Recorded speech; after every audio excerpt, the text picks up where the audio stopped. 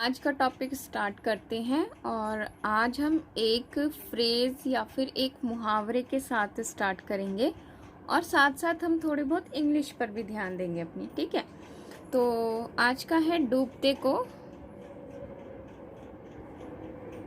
तिनके का सहारा। तो इसको इंग्लिश में कैसे बोलेंगे, सबसे पहले आप ये भी समझ लीजिए। जिनको पता है उनको वेरी गुड, और जिनको नहीं पता है याद कर लीजिए। तो इसको हम लिखते हैं a drowning man will clutch at a straw. पूंजी राशनिंग ऐसी स्थिति है जब आपके पास जो है क्या है, वित्त जो है वो क्या होता है, लिमिटेड मात्रा में होता है और आपको परियोजनाएं बहुत सारी करनी है। मतलब कि जो आपकी परियोजना है, परियोजना,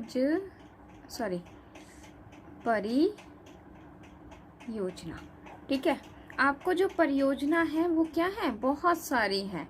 तो आप किस चीज़ में पहले इन्वेस्ट करें वो डिसीजन लेना ही क्या कहलाता है, पूंजी राशनिंग कहलाता है। मान लीजिए आपको फर्म के लिए ये भी लाना है, ये भी प्लान किया हुआ है, ये भी प्लान किया हुआ है, ये भी प्लान, सब में पैसा ही तो लगता है। लेकिन हमारे पास जो वित्त होता है, जो हमारे पास मनी होती है, वो क्या होती है, लिमिटेड होती है।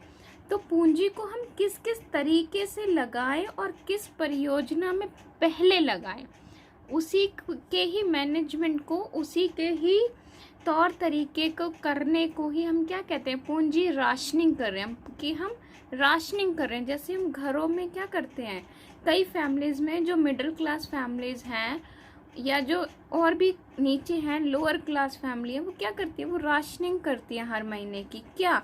क्योंकि उनको पता है कि उनकी जो इनकम है, वो क्या है, वो लिमिटेड है। तो उस इनकम को वो पहले कहाँ कहाँ लगाएंगे। तो सबसे पहले लोग क्या करते हैं, सबसे पहले लोग सोचते हैं कि घर का राशन आ जाए, ठीक है, उसके बाद बच्चे अगर स्कूल जाते हैं तो उनकी फीस हो जाए। मतलब वो क्या करते हैं कि मेन चीज़ों को बांट लेते हैं। वो क्या है, उनकी घर की वो परियोजनाएं हैं, ऐसे ही फर्म की ये अलग परियोजनाएं होती हैं। तो इसी को हम क्या कह रहे हैं, पूंजी राशनिंग के नाम से जान रहे हैं कि कैसे आप जो आपके पास पैसा है उसकी आप राशनिंग कर रहे हैं। समझ में आ गया ये वाला पॉइंट? मेरे ख्याल से सबको क्लियर समझ में आ गया होगा।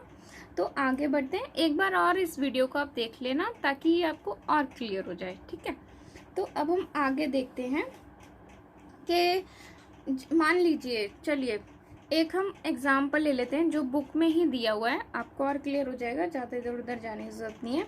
मान लीजिए कोई कंपनी है, ठीक है, और एक से ज़्यादा परियोजनाओं के लिए 10 लाख रुपए की राशि जो है उन्होंने फिक्स कर रखी है। 10 लाख रुपए की राशि क्या है, उन्होंने क्या कर रखी है, फिक्स कर रखी है।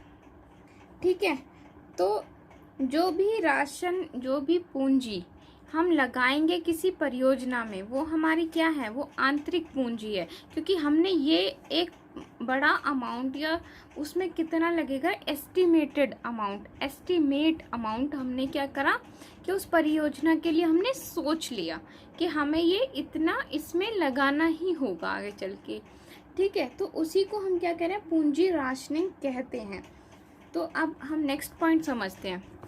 अब इस पॉइंट को समझो कि जब पूंजी राशनिंग होती है तो निव्वल वर्तमान मूल्य के जो नियम होते हैं उसमें बदलाव की ज़रूरत होती है। ठीक है, यह क्यों होता है, ये इसलिए होता है क्योंकि जो पूंजी राशनिंग की जो कमी है, ठीक है, ध्यान से समझना कि जो पूंजी राशनिंग की कमी से, ठीक है, कमी में मान लो एक फिक्स्ड अमाउंट है हमारे पास, 10 लाख है, तो 10 लाख को ही हम लगा सकते हैं, ऊपर से तुम नहीं लगा सकते ना। तो कमी से जो सभी प्रस्ताव है, यानी जो सभी परियोजनाएं हैं जो कि धनात्मक वर्तमान मूल्य यानी कि हमें अच्छा रिजल्ट्स देगी, ठीक है, उनको बिना किसी बाधा के, बिना किसी रुकावट के क्या किया जा सके, स्वीकार किया जा सके, पूरा किया जा सके। ठीक है, और अगर हम क्या करें, अगर हम कोष पर प्रतिबंध लगा दें, यदि हम बिल्कुल फिक्स्ड कर दें, उन पर प्रतिबंध लगा दें, तो ऐसा नहीं किया जा सकता। हम किसी भी परियोजना को पूरा कर ही नहीं सकते, ठीक है, क्योंकि उस समय हम जो है वो इस हालत में नहीं होते कि सभी परियोजनाओं को, सभी कार्यों को स्वीकार किया जा सके जो कि हमें फ्यूचर में पूरी करनी है, जो कि हमें ज़्यादा से ज़्यादा प्रॉफिट दे सके। अगर हम इसको फिक्स्ड कर दे, पूंजी राशनिंग नहीं करें, तो हमारे जो परियोजनाएं हैं, जो कार्य हैं, वो कभी पूरे नहीं हो सकते। ठीक है, यहाँ तक पॉइंट क्लियर हो गया होगा अब आपको।